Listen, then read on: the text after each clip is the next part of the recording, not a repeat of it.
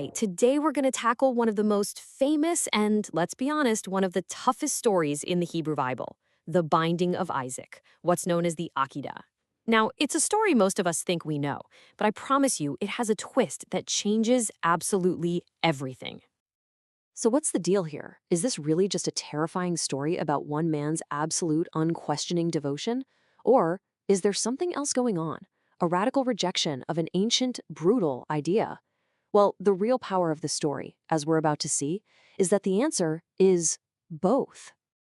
Okay, let's get right into it. The whole thing kicks off with, just a jaw-dropping command from God to Abraham. Right from the get-go, the text tells us flat out, this is a test. But what kind of test? This isn't about whether Abraham believes in miracles. He's already seen that with Isaac's own birth. No, this goes way deeper. This is a test of ultimate loyalty, asking Abraham to sacrifice his own son, the very kid who was supposed to be the future of God's promise. So Abraham gets this insane command. And what does he do? His reaction is just, wow, immediate. And his commitment is absolute. And this is where the details get really interesting. Ancient commentaries point out that Abraham doesn't pass this off to a servant. Nope, he gets up early himself. He saddles his own donkey, he gets everything ready for the offering. He doesn't argue, he doesn't try to bargain like he did for the people of Sodom. Every single action just screams total, unwavering devotion. It's almost hard to wrap your head around. Okay, so here's something you absolutely have to understand to get this story.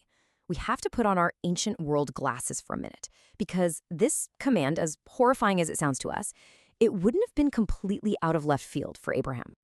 See, back then, in that part of the world, child sacrifice, well, it was a thing. An extreme thing, but a known thing.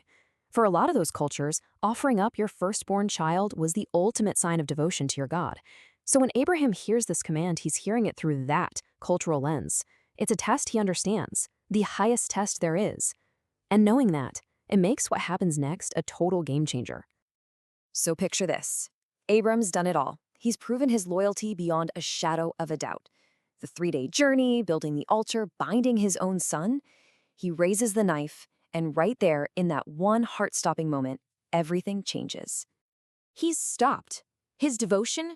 Proven. 100%. But the horrific act itself? It's halted. Right at the very last second. An angel of God calls out, "Don't lay a hand on the boy." And right there, it becomes crystal clear. This was never about the act itself. It was about what was in Abraham's heart. God didn't want the death of the child. He wanted to know the depth of Abraham's willingness. And now that that's been proven, the real lesson is about to drop. And this is where the story blows up into something so much bigger. Because this isn't just about sparing one boy. No way. This moment establishes a core, defining principle for the God of Israel, the absolute, total rejection of human sacrifice. And this isn't just a hint, it's hammered home again and again throughout the Bible. You look at Deuteronomy, and it's a flat-out command. You shall not do so. The prophet Jeremiah has God saying the very idea of it never even entered his mind. Think about that for a second. And then you have Micah, who asks this incredible rhetorical question, shall I give my firstborn for my transgression? And the answer is a resounding no. He tells you what God wants is for you to do what is good. Okay, so let's put the two pieces of the puzzle together. You've got Abraham's incredible devotion on one side and God's powerful rejection of sacrifice on the other. And when they click, wow, you get the real mind-blowing point of the whole story. So here it is, the big takeaway. The Akedah is not an either-or situation. It's a both-and story. It is the ultimate story of Abraham's devotion, for sure. That's why he's a hero of faith. But at the exact same moment, it's the story of God drawing a line in the sand, saying, I am not like those other gods. I demand life and righteousness, not death. So in the end, that's the image that should stick with you. The story isn't really about the moment the knife was raised in devotion. It's about the moment it was stopped in revelation. It's this transformative narrative that shows us both the absolute peak of human faith and the revolutionary moral character of a God who chooses mercy over sacrifice every single time.